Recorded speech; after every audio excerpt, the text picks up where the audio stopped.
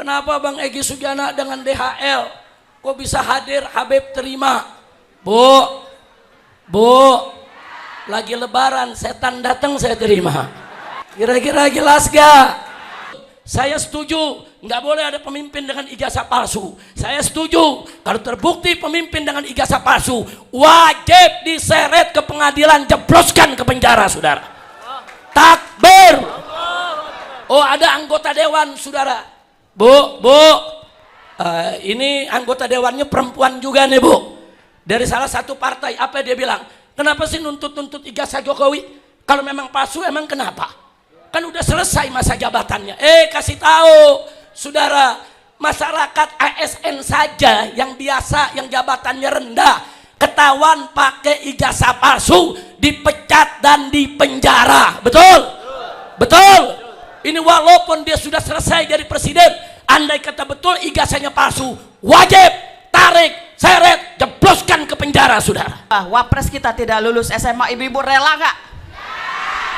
Satu, kedua, kalau ibu-ibu tahu bahwa presiden kita yang dulu ijazahnya palsu, ibu-ibu rela nggak? Kalau gitu siap nggak kita berjuang untuk, belum selesai udah dijawab, untuk menangkap dan mengadili penjahat ijazah palsu yang sudah memimpin Indonesia 2 periode dan memakzulkan anaknya si Gibran. Setuju? Habib, ini emak-emak. Jokowi harus diperiksa ijazahnya, harus dibuktikan lewat pengadilan.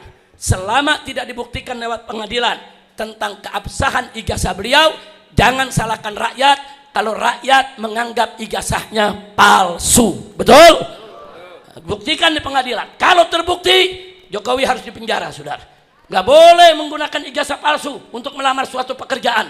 Haram secara agama dan haram secara negara, saudara.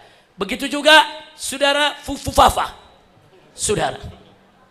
Nah, sekarang dia ada putusan MK yang bermasalah sehingga dia bisa dicalonkan, saudara. Proses, saudara. MK-nya bermasalah, saudara. Rombak.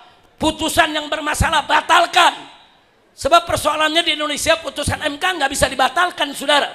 Ini jadi problem. Putusannya sudah putusan setan, jahanam, tapi nggak bisa dibatalkan. Nah, terima kasih banyak kepada Ustadz kita. Betul, saudara. Dulu waktu saya di penjara di Salemba, di Polda Metro, di Cinere, di Mabes Polri, saya pernah di penjara di beberapa tempat, saudara. Memang setiap penjara itu punya kegiatan.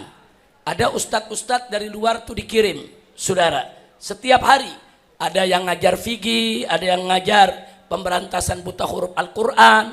Bahkan setiap hari Jumat khotib-khotibnya dari ustadz luar.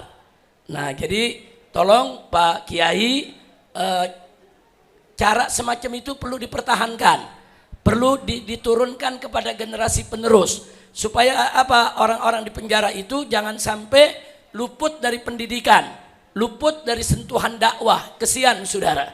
Nah, dulu waktu saya masuk penjara di Mabes Polri, saudara, saya lihat khotib Jumat itu dari luar. Kalau khotibnya lagi datang, khotibnya nggak datang, Jumat nggak jadi. Nah, ini bahaya. Makanya waktu saya di Mabes Polri, saya buka kursus khotib Jumat. Itu ada 40 tahanan yang ikut kursus. Saya ajarin begini cara khotib, begini cara khutbahnya, begini cara ngisinya. Nah, itu kita ajarkan sampai sekitar 2-3 bulan. Terus kita latih satu-satu supaya jadi khotib di masjid. Nah, begitu udah selesai, semua bisa jadi khatib, ya ikhwan. Nah, kenapa itu saya lakukan? Saya khawatir nanti begitu saya keluar dari Mabes Polri, mereka nggak sholat Jumat lagi. Nah, tapi begitu mereka mampu, kita didik, bahkan kita berikan sertifikat khatib Jumat, saudara. Nah, akhirnya setelah kalau di Mabes Polri cuman titipan aja tahanan. Begitu mereka dikirim ke Cipinang, mereka bisa jadi khatib di Cipinang. Dikirim ke Salemba, mereka bisa jadi khatib di Salemba. Ada yang dikirim ke Nusa Kambangan, mereka bisa jadi khatib di Nusa Kambangan, ya ikhwan. Nah, karena itu saya minta kepada ustadz kita tadi, lanjutkan dakwah di penjara-penjara, terus bikin generasi penerus, karena mereka yang dalam penjara butuh sentuhan dakwah. Nah, mudah-mudahan dakwah kita di penjara bisa diberkahi oleh Allah Subhanahu wa taala. Baik, dan barusan ada kesempatan emas, peluang jodoh. Jadi silakan untuk ta'aruf, lihat cocok jadi. Mbak ditantang, mau nikah sekarang?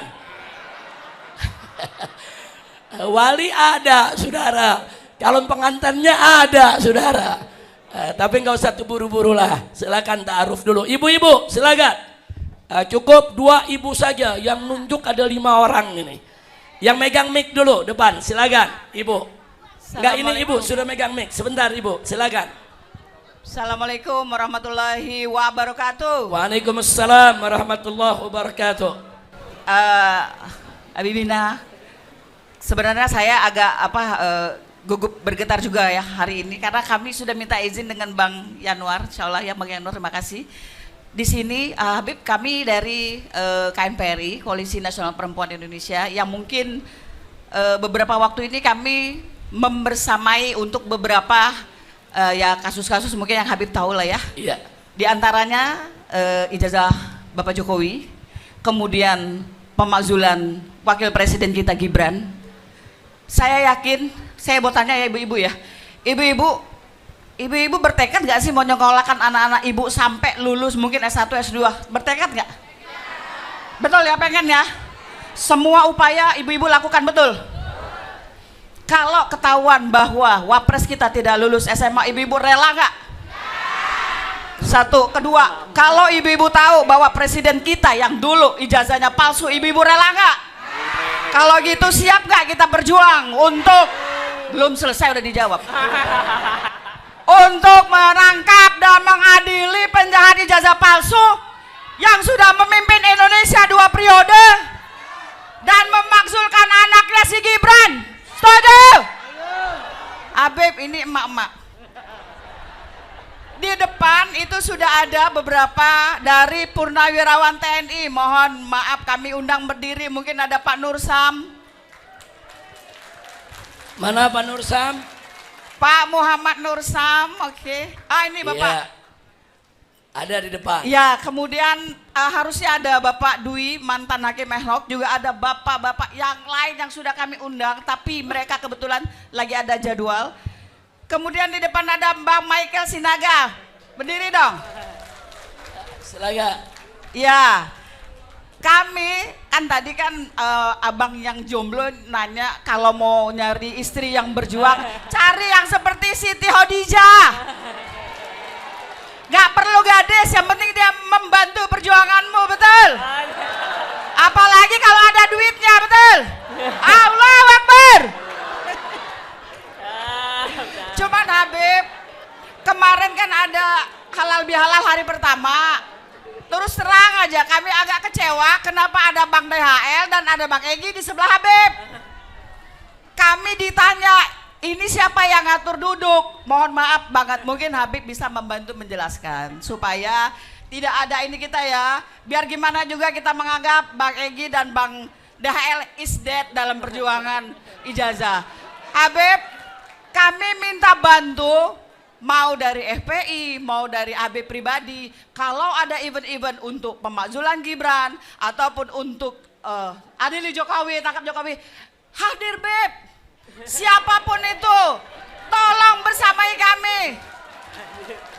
Ya Beb, kami mak-mak ini gak punya uang, gak punya apa-apa, cuman ada modal kartu busway cukup, betul? Yang penting bisa cukup sampai DPR atau sampai Polda, betul?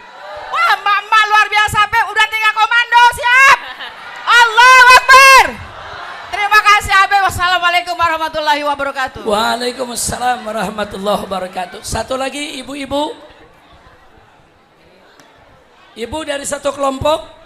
Bukan, beda. Beda, ya silakan. Oke, assalamualaikum warahmatullahi wabarakatuh. Waalaikumsalam. Habib, perkenalkan saya Evi dari Gerakan Akal Sehat untuk Keadilan.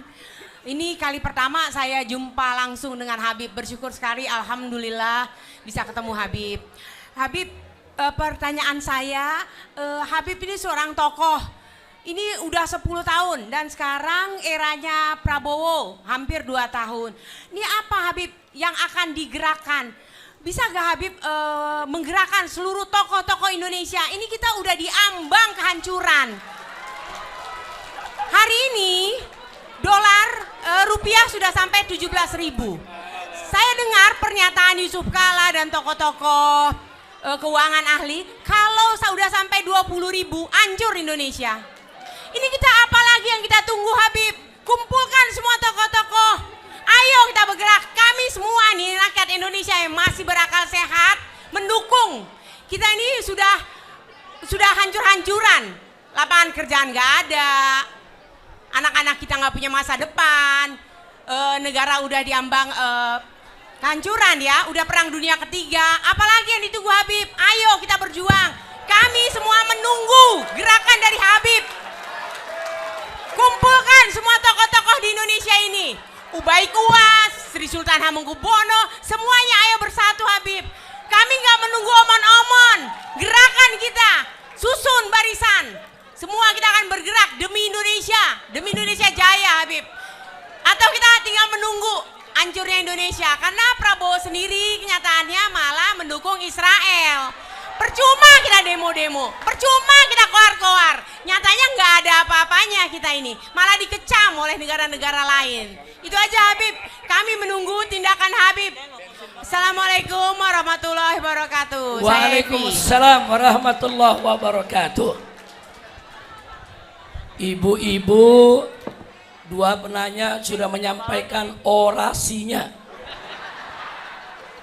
Ini majelis kayak majelis demo ya. Tapi ibu tepat, kalau orasi di sini nggak usah khawatir bu. Ini petamburan ini, namanya aja petamburan ya. Ini ibarat bara yang menyala, disiram bensin dikit, takbir. Jadi ibu nggak usah kaget juga, begitulah. Ini saking petamburan ini, namanya petamburan, ada jenderal salah baca petempuran.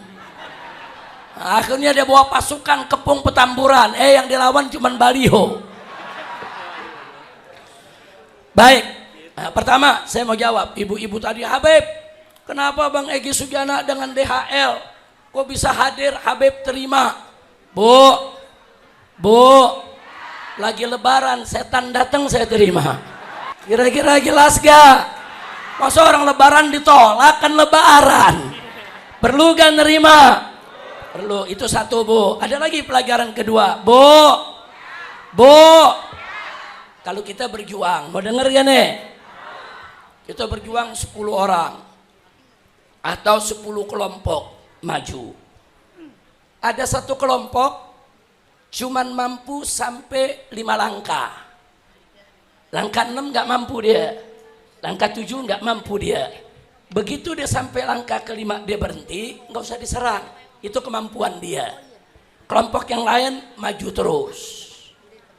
Oh nanti di langkah ke-10 ada 2 kelompok lagi yang berhenti, nggak mampu ngelanjutin, nggak usah diserang. Paling tidak dia udah berjasa dorong kita sampai langkah ke-10. Langkah ke-11, 12 kita lanjut lagi. Nah jangan kita dibuat 10 kelompok maju, 1 kelompok berhenti di 5, yang lain sibuk nyerang 5, 2 media berantem, dia media ribut, musuh yang tepuk tangan. Betul? Nah supaya ibu tahu prinsip perjuangan FPI sejak dulu begitu.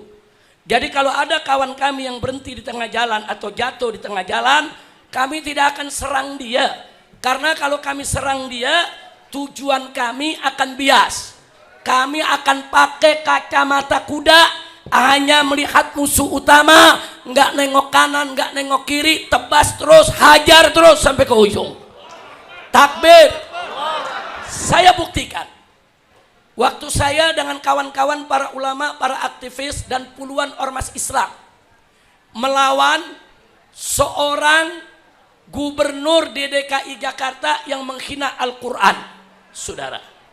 Kita kumpulkan semua maju. Nah, tapi jangan lupa, di tengah jalan ada yang berhenti gak? Di tengah jalan ada yang bela lawan gak? Ada, saudara. Begitu di tengah jalan ada satu yang belok, enggak, saya enggak peduli, biar aja dia belok, itu pilihan hidup dia.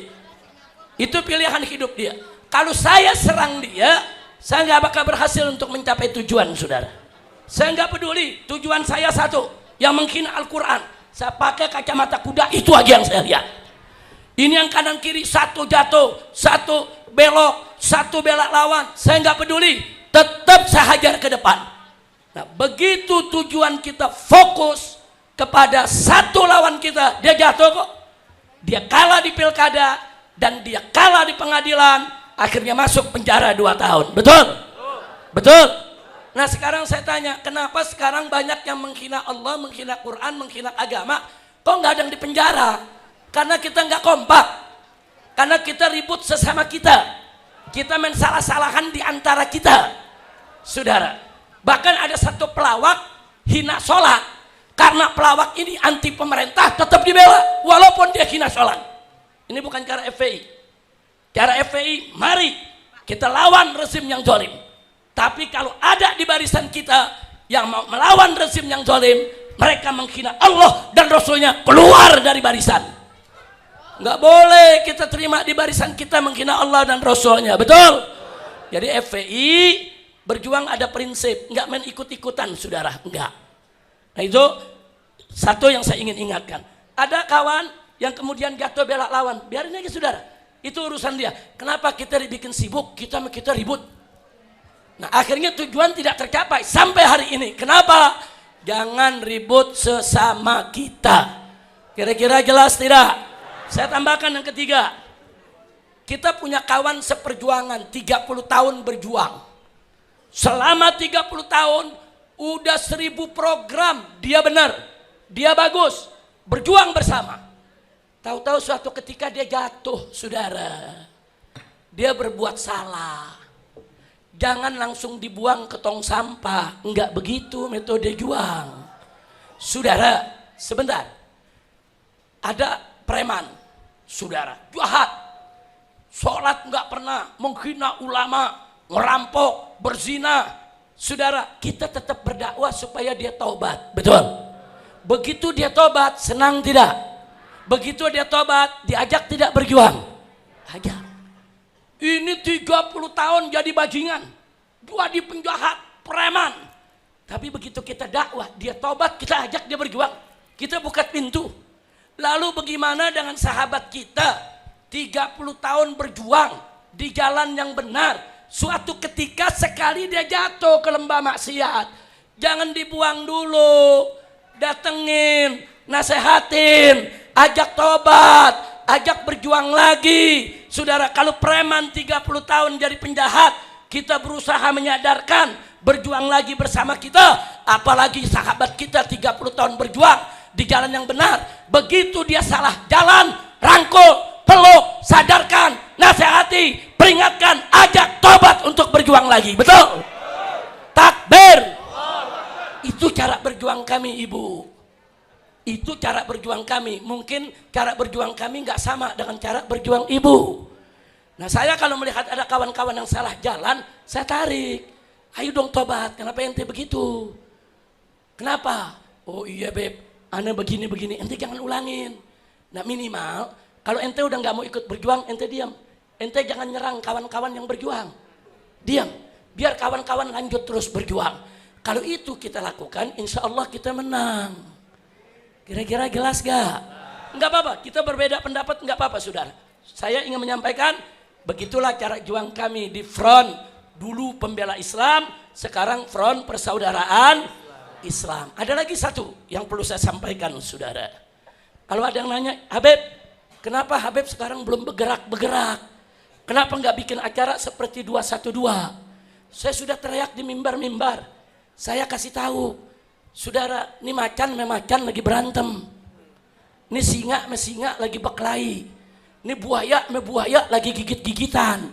Gelar tiker, tonton dulu. Saya nggak mau, saudara, bela buaya atau bela serigala. Enggak, saudara. Enggak, dan maaf. Saat ini banyak yang teriak-teriak berjuang bela rakyat. Kemarin mereka terlibat 10 tahun menikmati kekuasaan.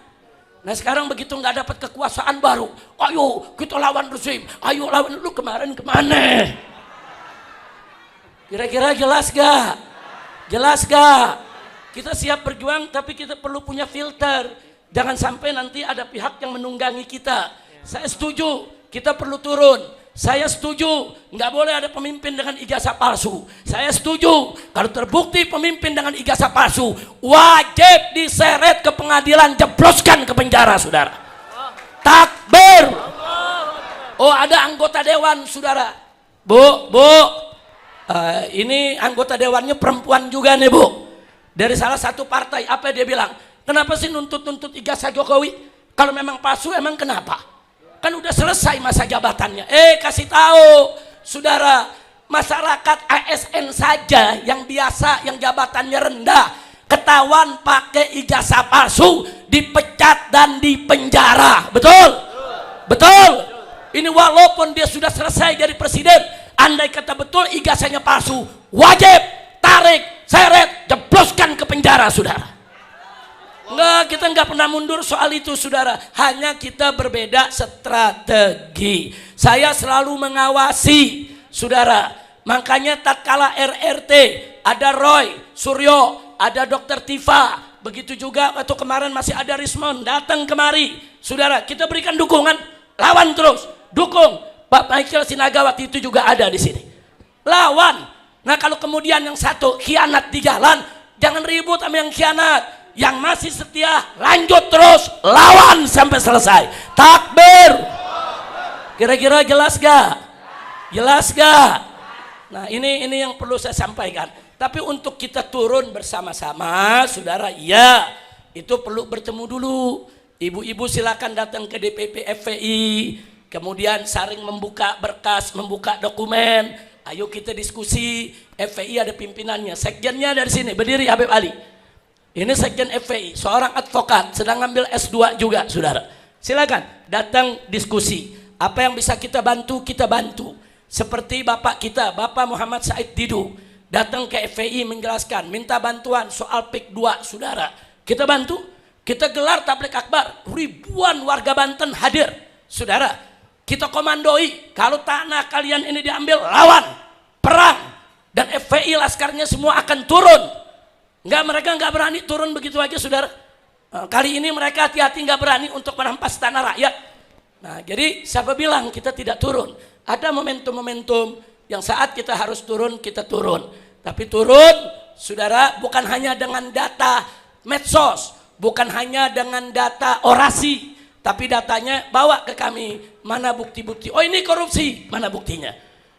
Oh, ini palsu, mana buktinya? Oh, ini nggak betul, nggak sesuai prosedur, mana buktinya? Kami punya tim hukum, nggak kurang dari 100 ahli hukum ada di FPI. Kita pelajari apakah ini bisa diangkat di jalur hukum atau ini memang harus diangkat lewat demo, lewat aksi. Itulah FPI perjuangan selama ini. Kira-kira jelas tidak? Jelas tidak? Bu, kadang-kadang anak muda, Allahu Akbar, Habib, ayo kita lawan. Begitu saya di penjara dia lari. Udah jujur dah, ada gak yang begitu? Nengokin aja enggak, ada gak? Ada gak? Iya, Allahu Akbar, Habib. Begitu 6 pengawas saya dibunuh, tiarap semua. Tiarap, saudara. Saya mau tanya, waktu 6 laskar dibunuh, ada yang turun demo besar-besaran? Menuntut hak asasi manusia, saudara, besar-besaran? Enggak, cuma sekelompok. Waktu 6 laskar dibunuh, saudara, kemana suara mereka semua? Diam, bungkam, takut. Munarman yang berani bersuara, begitu bersuara seminggu habis-habisan, lawan itu kepolisian, ditangkap, dituduh teroris. Habib Bahar bin Smith melawan lewat mimbar, saudara, cerita KM 50, 3-4 kali ceramah, ditangkap. Siapa yang bicara KM 50, ditangkap. Jadi begitu laskar dibunuh, semua tiarap, saudara. Nah, kemarin kita lihat ada aktivis disiram air keras, semua ikut bicara, semua demo, sampai kepala baisnya mengundurkan diri, sampai pelakunya bisa ditangkap. Saya acungkan jempol, saudara, kepada TNI yang mau terbuka tangkap mereka. Tapi bagaimana para pembantai KM 50, saudara? Jelas kok, jenderalnya ada, kombesnya ada yang terlibat. Semua Kapolri juga tahu, pemerintah tahu, sampai hari ini, baik rezim Jokowi maupun rezim Prabowo sampai hari ini masih tutup mata, nggak mau membongkar KM 50, saudara. Nah, jadi sekali lagi dengan peristiwa-peristiwa semacam ini, kami jadi lebih hati-hati untuk turun, saudara. Saya nggak mau mengorbankan anak-anak saya, laskar-laskar saya, murid-murid saya, jamaah saya, begitu saja untuk tujuan yang tidak jelas. Nah, maka itu sekali lagi, dan untuk bicara soal saudara amar ma'ruf nahi munkar, saya mau garis bawahi buat semua. Ulama, saya garis bawahi di sini. Tolong dengarkan semua yang ada di sini. Habaib dan ulama bukan oposisi. Habaib dan ulama amar ma'ruf nahi munkar. Apa beda amar ma'ruf nahi munkar dengan oposisi? Beda, saudara. Oposisi gerakan politik, amar ma'ruf nahi munkar gerakan agama. Oposisi karena gerakan politik, di dalam bersikap oposisi terhadap pemerintah, apapun putusan pemerintah mereka kritik. Saudara, jangankan keputusan yang salah, keputusan yang bagus pun mereka kritik. Kenapa? Karena ada kepentingan politik mereka untuk menjatuhkan lawan politik. Itu oposisi. Jadi kalau udah putusan pemerintah, udah baik nih, tetap mereka kritik. Apalagi kalau putusannya salah. Ulama nggak begitu. Ulama diajak oposisi nggak bisa. Kalau putusan pemerintah bagus, kami dukung. Kalau putusan pemerintah jelek, kami lawan. Kami luruskan. Kami demo, kami minta rubah. Kalau putusan pemerintah sesuai Quran, sesuai hadis, sesuai ijma, sesuai ajaran agama, saudara, tidak membahayakan negara, tidak membahayakan rakyat, tidak membahayakan bangsa, bagus, baik untuk kesejahteraan rakyat, wajib ulama dukung. Tapi kalau putusan pemerintah berlawanan dengan Al-Quran, berlawanan dengan hadis, berlawanan dengan ijma, berlawanan dengan syariat, merugikan rakyat, membahayakan negara, maka ulama wajib untuk melawan. Lawan, protes, kritik, luruskan. Itu namanya apa? Amar ma'ruf. Nah, saya mau tanya, amar ma'ruf nahi munkar dengan oposisi sama atau beda? Karenanya kami dengan oposisi kadang-kadang sama. Kadang-kadang sama. Oposisi mengkritik, kami juga mengkritik. Tapi kadang-kadang kami nggak sama dengan oposisi. Oposisi mengkritik, kami lihat enggak, ini putusan udah bagus. Nah, jadi sekali lagi saudara, ulama harus selalu objektif. Ulama tegakkan amar ma'ruf nahi munkar, jangan terlalu dalam saudara terlibat dalam gerakan politik. Jadi secara garis besar saya sampaikan, saya setuju yang Ibu sampaikan, Jokowi harus diperiksa ijazahnya, harus dibuktikan lewat pengadilan. Selama tidak dibuktikan lewat pengadilan tentang keabsahan ijazah beliau, jangan salahkan rakyat kalau rakyat menganggap ijazahnya palsu. Betul? Buktikan di pengadilan. Kalau terbukti, Jokowi harus dipenjara, saudara. Nggak boleh menggunakan ijazah palsu untuk melamar suatu pekerjaan. Haram secara agama dan haram secara negara, saudara. Begitu juga saudara Fufufafa, saudara. Nah, sekarang dia ada putusan MK yang bermasalah sehingga dia bisa dicalonkan, saudara. Proses, saudara, MK-nya bermasalah, saudara, rombak. Putusan yang bermasalah batalkan. Sebab persoalannya di Indonesia putusan MK nggak bisa dibatalkan, saudara. Ini jadi problem. Putusannya sudah putusan setan, jahanam, tapi nggak bisa dibatalkan. Ini bukan putusan Tuhan, ini bukan Al-Quran. Presiden bikin putusan salah, cabut. MK bikin putusan salah, cabut, saudara. Dan saya sepakat, mereka-mereka yang melanggar hukum di dalam merebut kekuasaan, turunkan. Kira-kira jelas tidak? Jelas tidak? Nah, silakan saudara, kami akan selalu mengawasi dan mengikuti saudara dari mana semua perkembangan perpolitikan di Indonesia. Demi Allah, kami tidak akan biarkan umat Islam dimarginalkan, umat Islam ditindas, rakyat kecil dihabisi. Tetap kami akan lawan, saudara. Kami sudah sampaikan berkali-kali, kalau Prabowo serius, tidak omon-omon, kalau serius mau perang lawan mafia, perang lawan koruptor, perang lawan oligarki, maka kita ada di barisan terdepan untuk melawan itu semua. Betul? Siap lawan mafia, siap lawan koruptor, siap lawan oligarki. Takbir. Tapi kalau Prabowo justru melindungi mereka, Prabowo kita lawan, saudara. Nggak ada urusan kita, saudara, mau presiden, mau jenderal. Kalau mereka melindungi mafia, melindungi koruptor, melindungi oligarki, wajib kita lawan. Takbir. Siap bangkit? Siap berjuang? Takbir. Nah, saya pikir saya sudah sampaikan sikap-sikap yang perlu saya sampaikan. Tapi saya minta kepada semua, kalau berjuang, jangan tinggalkan ajaran agama. Jangan, saudara. Memang ada seorang pelawak bagus kritiknya terhadap pemerintah. Bagus kritiknya terhadap Prabowo. Bagus. Saya acungkan jempol. Tapi jangan kebablasan. Hina-hina sholat, hina-hina agama. Nggak boleh. Dan orang ini sudah kita laporkan, saudara, ke Polda Metro Jaya. Dan sudah dipanggil, sudah diperiksa. Kali ini kepolisian yang menawarkan kepada pengacara kami, saudara, bagaimana kalau ada restoratif justice, RJ, saudara. Saya jawab ke kelompok pengacara bahwa tidak perlu restoratif justice. Yang perlu, satu, dia mengaku salah. Dua, dia mohon ampun kepada Allah. Tiga, dia mohon maaf kepada umat Islam. Empat, dia jangan ulangi lagi itu kesalahan. Kalau ini empat dilakukan, nggak perlu restoratif justice, laporannya kita cabut, saudara. Dari dulu begitu, bukan buat dia saja, semua. Kalau dia sudah tobat, minta maaf, kita cabut, saudara. Dulu ada pimpinan PKS, pernah jadi calon wakil gubernur di DKI, saudara. Melakukan penghinaan soal soal Siti Khadijah, soal kawin dengan janda, ada pernyataannya yang nggak bagus, saudara. Kita laporkan. Dia datang ke Mekah, dia nyatakan taubat, dia istighfar mohon ampun kepada Allah, dia minta maaf kepada umat, disaksikan oleh tokoh-tokoh di rumah saya di Mekah. Sudah ya, kita cabut, kita nggak proses, saudara. Ada beberapa petinggi yang juga menghina, kita laporkan. Nah akhirnya mereka minta maaf secara terbuka, saudara. Mereka klarifikasi, kita cabut laporan. Tapi kalau mereka nggak minta maaf, laporan nggak bakal kita cabut sampai kapanpun juga, saudara. Nah jadi saya nggak pernah pilih-pilih siapapun, bukan pelawak aja, pejabat sekalipun, termasuk Megawati Soekarno Putri, saudara. Kita laporkan dulu dia menghina rukun iman.